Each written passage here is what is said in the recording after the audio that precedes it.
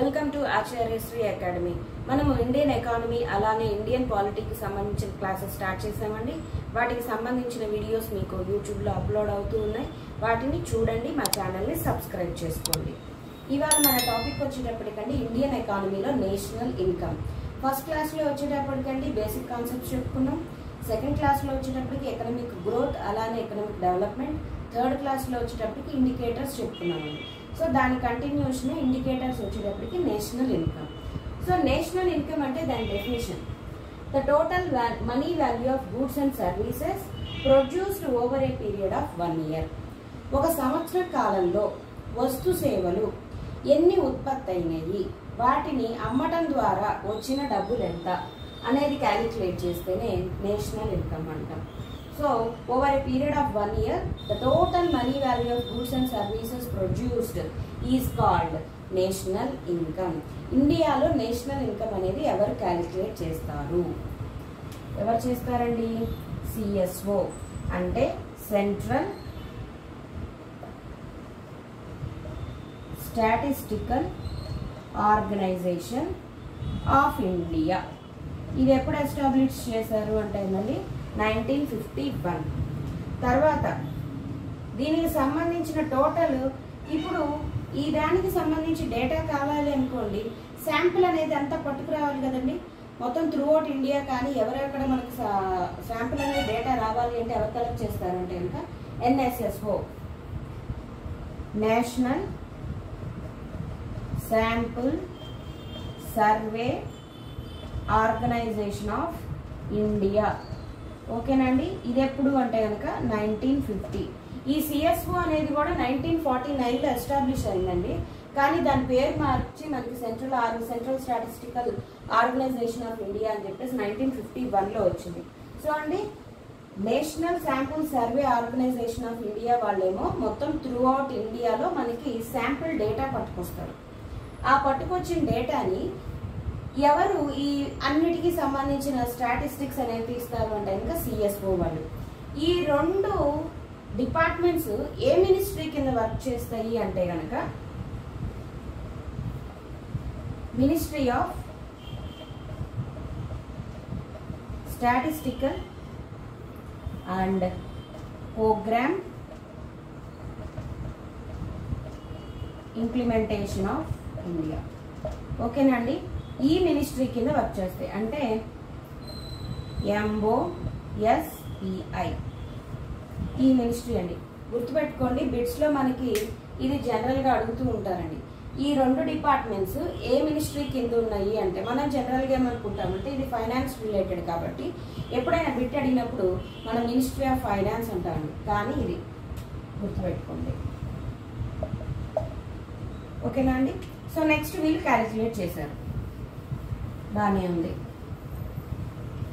అసలు national income అనేది ఇండియాలో ఫస్ట్ ఎవరు క్యాలిక్యులేట్ చేశారండి అంటే కనుక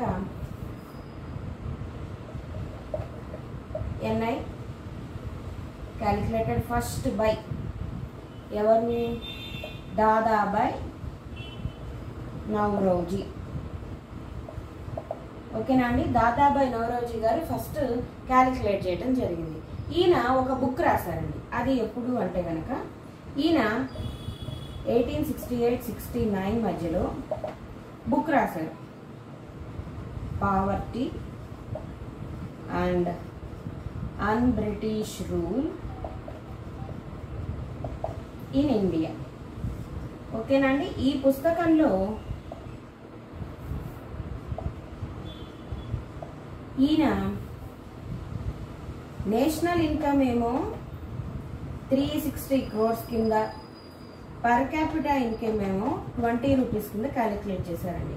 పర్ క్యాపిటా ఇన్కమ్ అంటే కనుక national income by total population వేస్తే వచ్చేది పర్ క్యాపిటా ఇన్కమ్ అండి. అలానే ఈ బుక్లో మనకి ఇంకొకటి ఏం ఎక్స్ప్లెయిన్ చేస్తారంటే కనుక drain theory of wealth. Drain theory of wealth ఇది దేనికి సంబంధించింది అంటేనండి, అప్పుడు బ్రిటిషర్స్ ఇండియాలో ఉన్నప్పుడు మన ధనమంతా కూడా ఇంగ్లాండ్కి వెళ్ళిపోతుంది అని చెప్పేసి డ్రెయిన్ థియరీ ఆఫ్ వెల్త్ అని చెప్పి ఈ బుక్లో ఎక్స్ప్లెయిన్ చేయడం జరిగిందండి.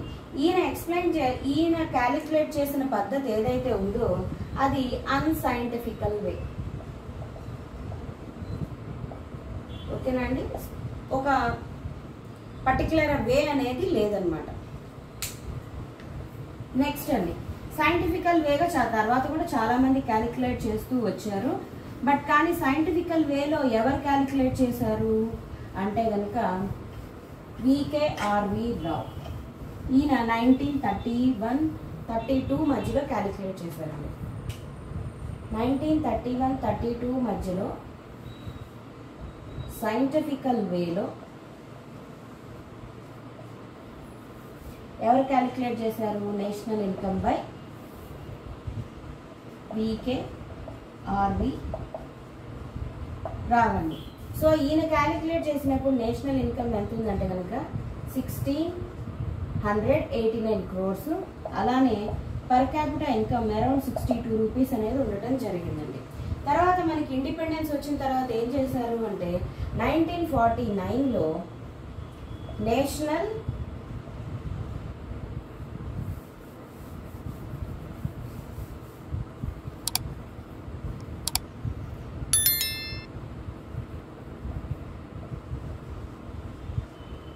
National income estimating committee అనేసారండి.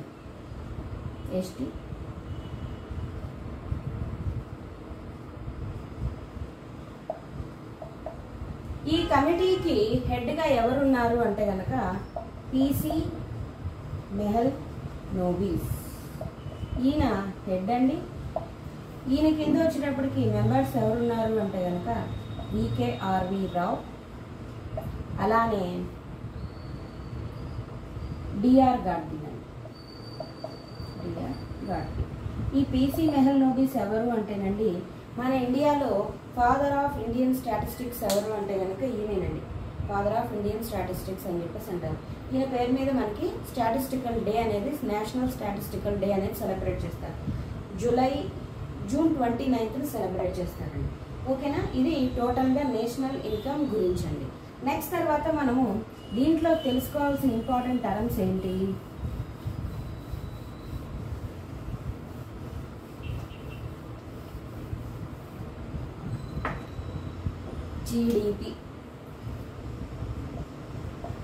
GDP అంటేనండి gross domestic product.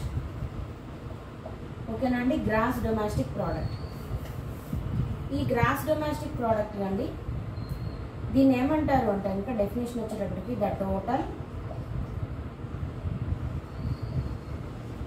Money value of goods and services produced over a period of 1 year within the geographical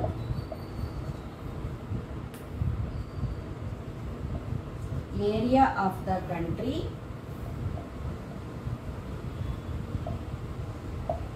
by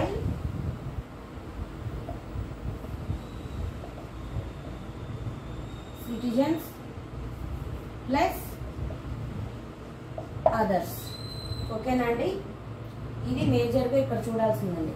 gross domestical product అంటే గనక gross domestic product అంటే చూడండి the total money value of goods and services produced over a period of 1 year.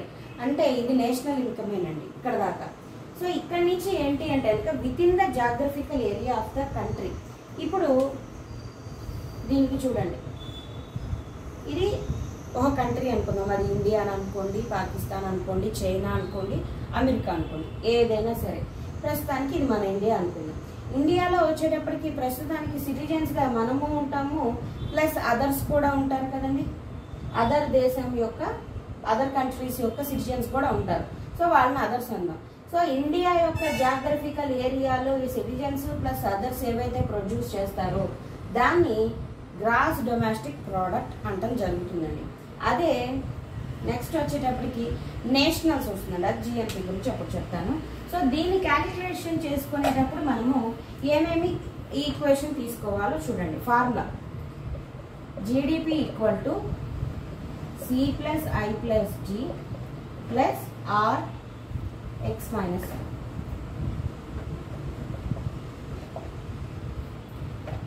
మీకు స్టార్టింగ్లో నుండి basic concept చెప్పినప్పుడు మనం ఏం చెప్పుకున్నాం అంటే ఫర్మ్స్, హౌస్ హోల్డ్, అలానే గవర్నమెంట్ ఉంటుందండి. ఇవి చేసే ఎక్స్పెండిచర్ ఫర్మ్స్కి వచ్చేటప్పటికి అవేం పెడతాయండి, వాటి ఇన్వెస్ట్మెంట్. ఇవి పెట్టే ఎక్స్పెండిచర్ ఏంటి అంటే కనుక ఇన్వెస్ట్మెంట్. సో దాన్ని మనము ఐ అనుకుంటాం. అదే హౌస్ హోల్డ్ పెట్టుకునేది ఏంటండి, కన్జ్యూమర్ పెడతాడు. కన్జ్యూమర్ పెట్టేది ఏమవుతుంది, సి అవుతుంది. అలాగే గవర్నమెంట్ కూడా కొంత ఎక్స్పెండిచర్ పెడుతుంది కదండి. అదేంటి, మనకి పబ్లిక్ స్కీమ్స్ కానీ, పీడిఎస్ స్కీమ్స్ కానీ, డెవలప్మెంటల్ ఎక్స్పెండిచర్ కానీ గవర్నమెంట్ కూడా ఎక్స్పెండిచర్ పెడుతుంది. సో దాన్ని జీ అంటామండి. సో ఇదే ఐ, ఈ జీ. అలానే దీనికి ఏం కలుపుతాము అంటే కనుక ఎక్స్ అంటేనేమో ఎక్స్పోర్ట్స్, ఎం అంటేనేమో ఇంపోర్ట్స్ అండి. ఓకేనా అండి, ఇది ఒకసారి చూడండి. So where C equal to expenditure by consumers, I investment expenditure by ఎవరండి, ఇండస్ట్రీస్ అంటే ఫర్మ్స్ అని చెప్పేసి అనుకోవచ్చు. అలాగే G అంటే గవర్నమెంట్ ఎక్స్పెండిచర్. సో ఇక్కడ వచ్చేటప్పటికి ఎక్స్ వచ్చేటప్పటికండి ఎక్స్పోర్ట్స్, ఎం వచ్చేటప్పటికి ఇంపోర్ట్స్. ఈ ఎక్స్ మైనస్ ఎం ఏమంటారు అంటేనండి నెట్ ఫ్లో అంటారు. ఇప్పుడు ఒకటి చూడండి, ఎక్స్పోర్ట్స్ అనేవి ఎక్కువ ఉండాలండి ఏ కంట్రీకైనా, ఇంపోర్ట్స్ ఎక్కువ ఉండాలా, ఎక్స్పోర్ట్స్ ఎక్కువ ఉండాలి. దానివల్ల ఏమవుతుంది, ఇది పాజిటివ్ వస్తుంది. అప్పుడు ఏం జరుగుతుంది, ఆటోమేటిక్గా మనకి జీడిపి అనేది పెరుగుతుంది. ఎప్పుడైతే ఇంపోర్ట్స్ అనేవి పెంచుకుంటూ వెళ్ళాం అనుకోండి, ఇంపోర్ట్స్ మనం తెచ్చుకుంటున్నాం, అప్పుడు ఏమవుతుంది, ఎక్స్ కన్నా కూడా ఎం అనేది ఎక్కువ ఉంది అనుకోండి, ఆటోమేటిక్గా ఏమవుతుంది, వాల్యూ మైనస్ అవుతుంది. మైనస్ అయినప్పుడు ఏమవుతుందండి, మనకి జీడిపి అనేది తగ్గుతుంది. సో మనకి ఎప్పుడైనా కూడా పాజిటివ్ ఫారెన్ ట్రేడ్ అనేది చాలా మంచిది. ఓకేనా అండి, ఫారెన్ ట్రేడ్ ఎప్పుడు మనకి పాజిటివ్గానే ఉండాలి. ఇదండి GDP, gross domestic product. Within the geographical ఏరియాలో ఏదైతే గూడ్స్ అండ్ సర్వీసెస్ ప్రొడ్యూస్ అవుతున్నాయో దాన్ని మనము జీడిపి అంటాం.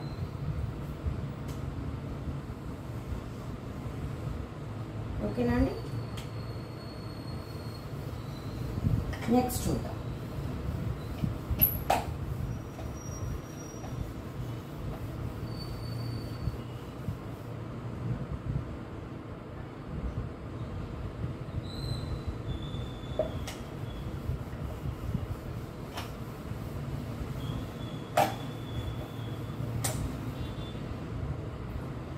నెక్స్ట్ అండి, గ్రాస్ నేషనల్ ప్రోడక్ట్ అంటే జిఎన్పి. సేమ్ ఇందాక ఏదైతే డెఫినేషన్ ఉందో అదేనంటే same, the total money value of goods and services produced over a period of 1 year. ఇక్కడ దాకా అంతా సేమేనండి. ఇప్పుడు by nationals of the country, ఇది ఇక్కడ మేజర్ అండి. ఇందాక దాంట్లో జీడిపిలో ఏం చేసామంటే కనుక ఒక జాగ్రఫికల్ ఏరియా అనేది పెట్టుకున్నాం, బౌండరీస్ పెట్టుకున్నాం. ఇప్పుడు దీంట్లో ఏముందండి, సిటిజన్స్ ప్లస్ అదర్స్ ఉన్నారు. ఈ జిఎన్పికి వచ్చేటప్పటికంటే ఇదేం ఉండదు, త్రూ అవుట్ ఎక్కడైనా సరే మన Indian citizens through out the world ఉంటారు కదండి, అంతే కదా. మన సిటిజన్స్ మన ఇండియాలోనే ఉన్నారా, లేరు. వాళ్ళు మొత్తం అన్ని చోట్లకి వెళ్ళి వ్యాపారం చేస్తున్నారు, జాబ్స్ చేస్తున్నారు, సెటిల్ అవుతున్నారు. సో ఇండియాలో ఉండే ఇండియన్స్ ప్లస్ బయట ఉన్న ఎన్ఆర్ఐస్ అందరిది కూడా మనం క్యాలిక్యులేట్ చేసుకుంటే మన ఇండియాకి వచ్చింది అనుకోండి ఆ డబ్బులు. ఇప్పుడు వాళ్ళ నుంచి వచ్చేదాన్ని ఏమంటారు అంటేనండి, బయట ఉన్న మన ఇండియన్స్ యొక్క మనీ వాల్యూ ఏదైతే ఉందో అది మనకి వస్తే అది రిసీప్ట్స్ అన్నమాట. అలానే మన ఇండియాలో అదర్ కంట్రీస్ యొక్క సిటిజన్స్ కూడా వర్క్ చేస్తున్నారు కదండి. సో వాళ్ళు చేసే వర్క్ యొక్క మనీ వాల్యూ అనేది వాళ్ళ కంట్రీకి కూడా వెళ్ళాలి కదా. దాన్ని ఏమంటాము అంటే కనుక పేమెంట్స్. ఓకేనండి, payments, receipts, payments with in the country కాదండి, మొత్తం టోటల్ గా నేషనల్స్ ఇండియన్ సిటిజన్స్ ఎక్కడైతే ఉన్నారో వాళ్ళంతా క్యాలిక్యులేట్ చేస్తే వచ్చేది మనకి జిఎన్పి. మళ్ళీ ఒక్కసారి క్లియర్ గా చూసుకోండి. జిడిపి అంటే కనుక ఒక జాగ్రఫికల్ ఏరియాలో ఇండియాలో కంప్లీట్ త్రూ అవుట్ ఇండియాలో సిటిజన్స్, మన ఇండియన్ సిటిజన్స్ అలాగే ప్లస్ అదర్స్ ఉంటే జిడిపి. జిఎన్పి అంటే నేషనల్స్, కంప్లీట్ గా ఇండియన్సే, విత్ ఇన్ ఇండియా కాదు, through out India, through out the world Indians, Indian citizens plus other బయట ఉన్న మన సిటిజన్స్ యొక్క డబ్బులు ఏవైతే మనకు వస్తే దాన్నేమో రిసీప్ట్స్ అని, వేరే అదర్ కంట్రీస్ యొక్క వాళ్ళ డబ్బులు ఏవైతే వాళ్ళ కంట్రీకి వెళ్తాయో వాటిని పేమెంట్స్ అని చెప్పేసి అంటారండి. ఇది దీంట్లో మనం క్యాలిక్యులేట్ చేసేది. సో దీని యొక్క ఫార్ములా ఎలా వస్తుందో ఒకసారి చూడండి. GNP equal to GDP plus R minus P. ఓకేనా అండి, ఆర్ మైనస్ పి అంటే where R equal to receipts మనకు వచ్చినవి, పి అంటే గనక పేమెంట్స్. ఓకేనా అండి. సో ఈ ఆర్ మైనస్ పినే ఏమంటారు అంటే గనక net flow from abroad. Net flow from abroad. దీన్ని ఒకసారి గమనించండి. ఇందాక జీడిపికి రాసుకున్న ఫార్ములా ఇక్కడ కూడా మనం రాసుకోవచ్చండి. ఏది ఇందాక అక్కడ మనం ఏం రాసామండి, జీడిపికి జిఎన్పికి. ఇప్పుడు ఒకసారి చూడండి, C plus I plus G plus X minus M plus R minus P. ఇదంతా దీనికి ఫార్ములా అవుతుందండి. ఇప్పుడు ఒక్కసారి గమనించండి, మనకి రిసిప్ట్స్ ఎక్కువ ఉండాలా అండి, పేమెంట్స్ ఎక్కువ ఉండాలా? రిసిప్ట్సే ఎక్కువ ఉండాలండి. అంటే మన కంట్రీని కాదు, ఏ కంట్రీకైనా కూడా రిసిప్ట్స్ ఎక్కువ వచ్చినాయి అనుకోండి ఆటోమేటిక్గా జీడిపికి యాడ్ అవుతుంది కాబట్టి జిఎన్పి అనేది పెరుగుతుంది, నేషనల్ ఇన్కమ్ అనేది మనకి బాగుంటుంది అనుకోవచ్చు. అదే పి అనేది ఎక్కువగా ఉందనుకోండి దానివల్ల ఏమవుతుంది, నేషనల్ ఈ జిఎన్పి అనేది తగ్గుతుంది. ఓకేనా అండి. సో ఎప్పుడు ఇది పాజిటివ్గా ఉండాలంటే రిసీప్ట్స్ ఎక్కువ రావాలి. అలా రిసీప్ట్స్ ఎక్కువగా తీసుకునే దేశాల్లో ఫస్ట్ వచ్చేటప్పటికి చైనా అండి, సెకండ్ వచ్చేటప్పటికి ఇండియన్స్. ఎందుకు అంటే మనకి టోటల్ పాపులేషన్ కనుక వరల్డ్ పాపులేషన్ తీసుకుంటే దాంట్లో చైనా ఫస్ట్ ప్లేస్లో ఉంది, ఇండియా సెకండ్ ప్లేస్లో ఉంది. సో వీటి నుంచి మనకి మైగ్రేట్ అయ్యే సిటిజన్స్ కూడా ఎక్కువ ఉంటారండి, వేరే చోటకి వెళ్ళి ఉద్యోగాలు చేసేవాళ్ళు. అలా తీసుకున్నప్పుడు చైనా ఫస్ట్ ప్లేస్లో ఉంది, ఇండియా సెకండ్ ప్లేస్లో ఉంది. దీన్ని ఇలా క్యాలిక్యులేట్ చేస్తాం. ఓకేనా. అసలు ఈ జీడిపిలు, నేషనల్ ఇన్కమ్ ఇవన్నీ ఎందుకు క్యాలిక్యులేట్ చేస్తాం? ఫోర్మోస్ట్ పాయింట్ ఏంటి అంటేనండి, ఫస్ట్ క్లాస్లో చెప్పుకున్నట్టే ఎకానమీ అనేది హెల్తీగా ఉందా లేదా, మనం గ్రోత్ అవుతున్నామా లేదా అని పక్కన కంట్రీస్ తోటి మనం ఎప్పుడైనా కంపేర్ చేసుకోవాలి అంటే కనుక మనకి ఇవన్నీ కావాలి. ఇయర్ బై ఇయర్ అనేది ఇంక్రిమెంటల్గా ఉన్నామా తగ్గుతున్నామా అనేది తెలియాలంటే ఏదో ఒక ఇండికేటర్స్ కావాలి కదండి. అందుకనే ఇవన్నీ కూడా మనం చదువుకోవటం జరుగుతుంది. నెక్స్ట్ డెఫినేషన్ పని.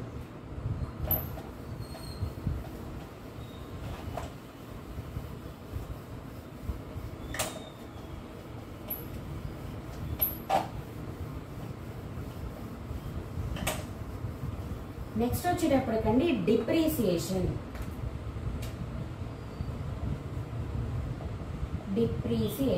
డిప్రీసియేషన్ అంటే ఏంటి? మనం ఒక వస్తువు కొంటామండి. ఒక వస్తువు కొన్నప్పుడు కార్ తీసుకుందాం. కార్ కొన్నప్పుడు దాని వాల్యూ ఎంత ఉంటుందండి? 4 lakhs ఎంతో పెట్టి కొంటాం. ఒక 1 or 2 months వాడిన తర్వాత మనకు కొత్త మోడల్ వచ్చింది, ఈ మోడల్ నమ్మేద్దాం అని చెప్పేసి ఆ కార్ నమ్మాం అనుకోండి, 4 లక్షలు కొంటారా? 1 month అయింది కదా అని చెప్పేసి కొనరు. ఎందుకంటే దాని వాల్యూ అనేది తగ్గుతుంది. ఎందుకు అంటే కనుక ఆ వస్తువు యొక్క వాడకం జరిగింది, వేర్ అండ్ టేర్ జరిగింది కాబట్టి ఆ వస్తువు యొక్క వాల్యూ తగ్గుతుంది. దాన్ని డిప్రిసియేషన్ వాల్యూ అంటారు. ఓకేనా అండి? The total the wear and tear of goods is called depreciation. ఓకేనా అండి? డిప్రిసియేషన్ వాల్యూ అనేది అలా వస్తుంది. సో ఇప్పుడు మనం నెక్స్ట్ ఏం క్యాలిక్యులేట్ చేస్తాము అంటే కనుక net domestic product. Net domestic product దీని ఫార్ములా వచ్చేటప్పటికండి దీన్నే ఎన్డిపి అంటారు, నికర జాతీయోత్పత్తి. అంటే ఇది ఎలా వస్తుందో చూడండి, జీడిపి మైనస్ డిప్రిసియేషన్. ఓకేనా అండి? దీన్ని ఇలా క్యాలిక్యులేట్ చేస్తాం. నెక్స్ట్ అలాగే net national product. Net national product అంటేనేమో ఎన్ఎన్పి. దీనికి జిఎన్పి ఉంది,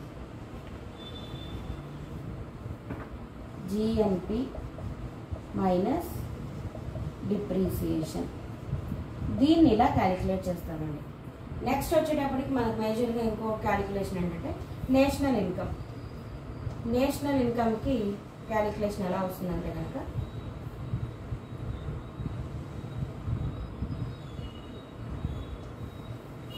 national income per capital income, per capita income equal to total national income by total population of the country. Country కన్నా అలాగైనా క్యాలిక్యులేట్ చేయొచ్చండి. దీన్ని తలసరి ఆదాయం అంటారు. ఒక మనిషికి ఎంత ఖర్చు అవుతుంది, తలసరి ఆదాయం. స్టేట్ కైనా క్యాలిక్యులేట్ చేయొచ్చండి. నేషనల్ ఇన్కమ్ బై పాపులేషన్ వేసుకుంటూ వచ్చేది తలసరి ఆదాయం. అలానే దీంట్లో మనకి ఇంకొక ఇంపార్టెంట్ డెఫినేషన్స్ ఏంటి అంటేనండి డిస్పోజబుల్ ఇన్కమ్.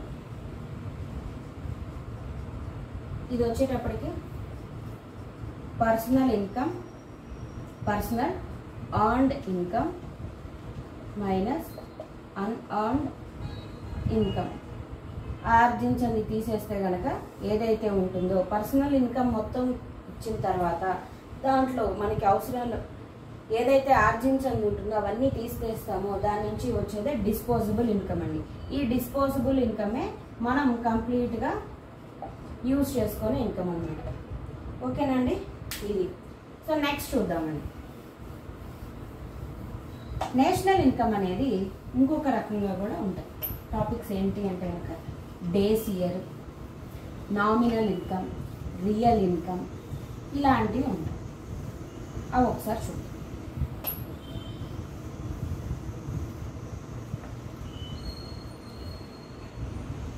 ఇప్పుడు ఒక ఇయర్ తీసుకున్నాను నేను. 2011, 2012 అనేది ఒక ఇయర్. ప్రజెంట్ మనం ఇప్పుడున్న ఇయర్ ఏంటండి 2021, 22. ఓకేనండి? ఈ పెన్ అనేది మీకు ఎగ్జాంపుల్గా చెప్తున్నాను.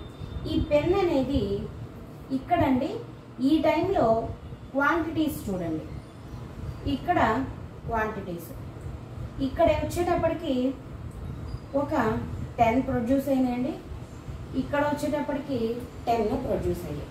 సో దీని యొక్క ప్రైస్ ఎంత ఉంది అంటేనండి ఈ టైంలో వచ్చేటప్పటికి 5 రూపీస్ ఉంది. ఇప్పుడు తీసుకుంటే కనుక దీని వాల్యూ వచ్చేటప్పటికి ఎంత ఉందండి 10 రూపీస్ ఉంది. అంటే ఈ రెండింటి యొక్క మల్టిప్లికేషన్ చేస్తే వచ్చేది మనకి నేషనల్ ఇన్కమ్ అనుకుంటే కనుక ఇక్కడ ఎంత ఉందండి 100 అవుతుంది, ఇక్కడండి 50 రూపీస్ అవుతుంది.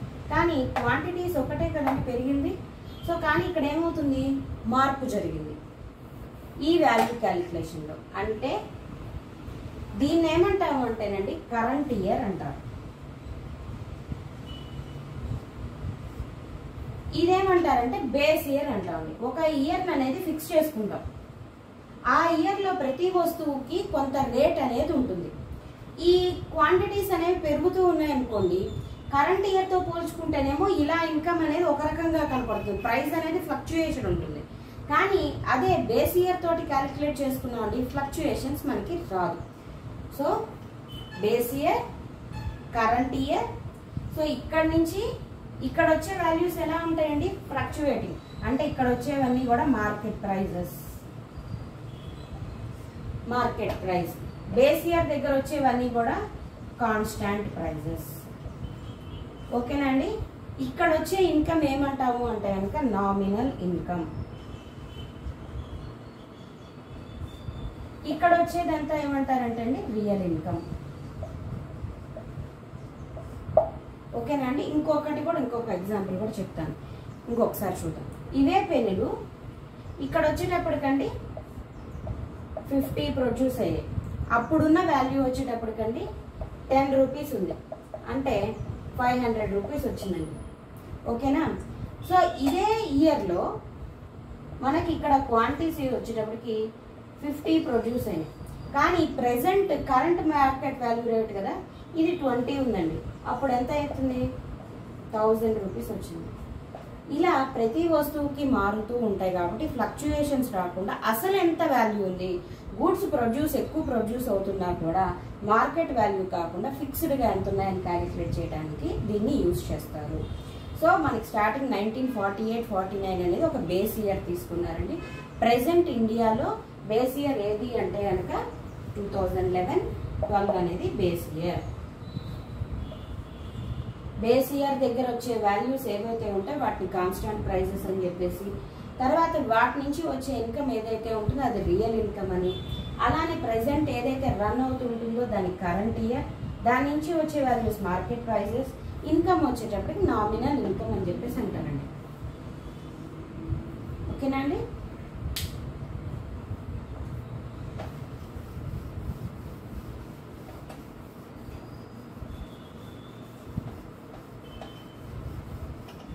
అంటే మీరు ఇంకా వేరే వీడియోస్ కానీ బుక్స్ కానీ ఏమైనా చదివితే ఇంకొంచెం డిఫరెంట్గా ఉండొచ్చు, కానీ అంటే దిస్ ఈస్ ద సింప్లెస్ట్ వే అనమాట మీరు అర్థం చేసుకోవడానికి. I'm explaining in the most simplest way. Next అండి, మనము నేషనల్ ఇన్కమ్ అనేది ఎక్కడ క్యాలిక్యులేట్ చేయాలి అంటే ఇంకా ఫ్యాక్టర్స్ కాస్ట్.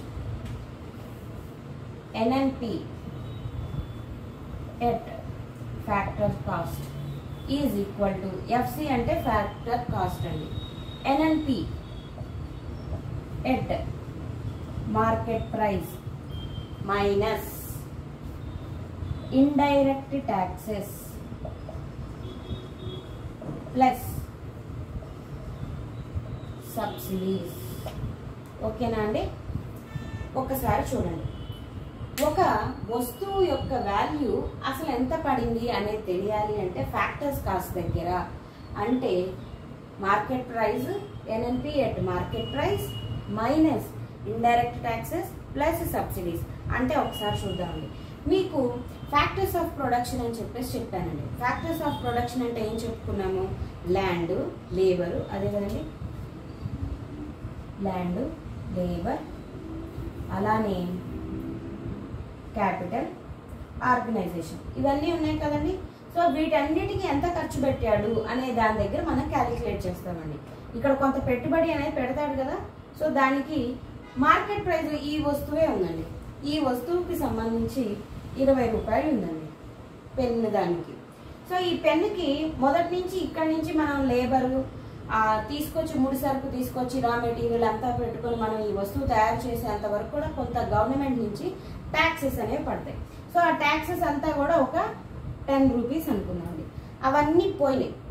అవి కాకుండా ఇంకా ఏమైనా గవర్నమెంట్ మనకి సబ్సిడీస్ ఇచ్చిందా, సబ్సిడీ అనేది గవర్నమెంటే ఇస్తుందండి.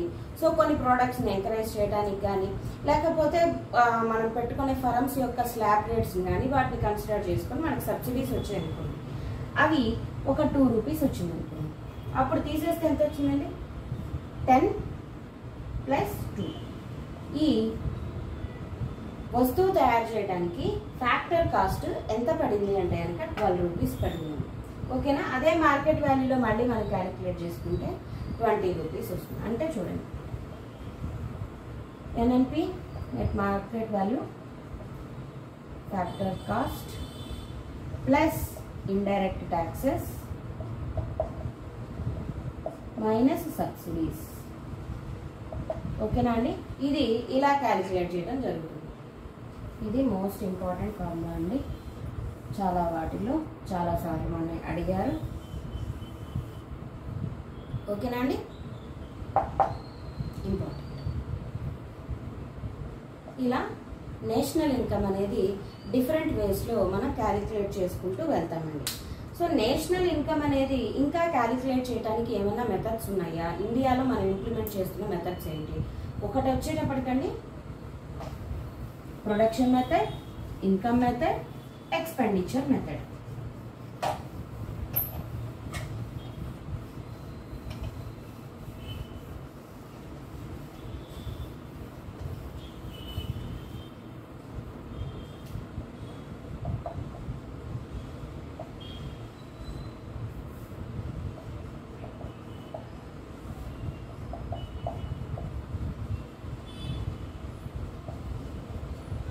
ప్రొడక్షన్ మెథడ్ అండి, రెండు వచ్చేటప్పటికి ఇన్కమ్ మెథడ్, మూడు వచ్చేటప్పటికి ఎక్స్పెండిచర్ మెథడ్. ఓకేనా అండి. సో ప్రొడక్షన్ మెథడ్ అంటే కనుక మనము ఫ్యాక్టర్స్ కాస్ట్ని కంక్లూడ్ చేసుకోవచ్చండి. మొత్తం అక్కడంతా మనము పెట్టుబడి అనేది ప్రొడక్షన్ ద్వారా వస్తుందనే దాంట్లో, ఇన్కమ్ అనేది అంటే కనుక ఇన్కమ్ మనం రెంట్, వేజెస్ ఇవన్నీ పే చేస్తూ ఉంటాం కదండి, దాంట్లో నుంచి ఇన్కమ్ అది. ఎక్స్పెండిచర్ వచ్చేటప్పటికి ఇంకొకలాగా, ఇది ఎక్కువ వచ్చేటప్పుడు కానీ ఫారిన్ కంట్రీస్లో యూజ్ చేస్తారు, ఇది ఎక్కువ డెవలప్డ్ కంట్రీస్లో యూజ్ చేస్తారండి. ఇది వచ్చేటప్పటికేమో డెవలప్డ్ కంట్రీస్, ఇది వచ్చేటప్పటికండి మనకి డెవలపింగ్ కంట్రీస్లో.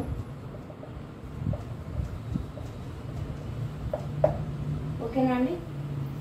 అలానే ప్రొడక్షన్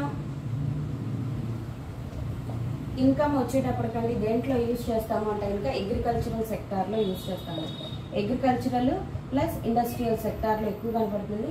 ఈ ఎక్స్పెండిచర్ మెథడ్ వచ్చేటప్పటికి మనకి సర్వీస్ సెక్టార్లో కనపడుతుంది. ఓకేనా అండి, సర్వీస్ సెక్టార్లో కనపడుతుంది. మనం నేషనల్ ఇన్కమ్ క్యాలిక్యులేట్ చేసుకునేటప్పుడు ఇంకోటి ఏంటంటే దీంట్లో ఏమేమి క్యాలిక్యులేట్ చేయమంటే ఇంటర్మీడియట్ వస్తువులు, ఒక వస్తువు ఫస్ట్ కొన్న తర్వాత మళ్ళీ మధ్యలో ట్రాన్సాక్షన్స్ అనేవి జరిగేవి అవుతుంటే అవి క్యాలిక్యులేట్ చేయము. ఇంకా ఫర్దర్ ఫ్యాక్టర్స్ అనేవి దీనికి ఇంక్లూడ్ అవుతూ ఉంటాయండి. సింప్లెస్ట్ వేలో మనకి ఎగ్జామ్కి ఈజియెస్ట్ వే ఇదేనండి. డెప్త్కి వెళ్ళాలి అంటే కనుక మన యూపీఎస్సీకి వాటికి ప్రిపేర్ అయ్యేటప్పుడు you can go in to the depth. కానీ చిన్న గ్రూప్ 2 కానీ లేకపోతే ఈ ఎగ్జామినేషన్స్ అన్నిటికీ గ్రూప్ 3 కానీ ఇంకా మీరు ఎస్ఎస్సీ ఏ దానికి ప్రిపేర్ అవుతున్నా ఈ డెప్త్ అనేది సరిపోతుందండి. సో ఈ క్లాస్ ఇక్కడితో ఎండ్ చేస్తున్నానండి. మీకు ఈ వీడియో కనుక నచ్చినట్లయితే లైక్ చేయండి, షేర్ చేయండి, అలానే మా ఛానల్ని సబ్స్క్రైబ్ చేసుకోండి. కొత్త కొత్త నోటిఫికేషన్స్ మీకు రావడం జరుగుతుందండి. ఫర్దర్ క్లాస్ అని మళ్ళీ నెక్స్ట్ అప్లోడ్ చేస్తాను. థ్యాంక్ యూ అండి.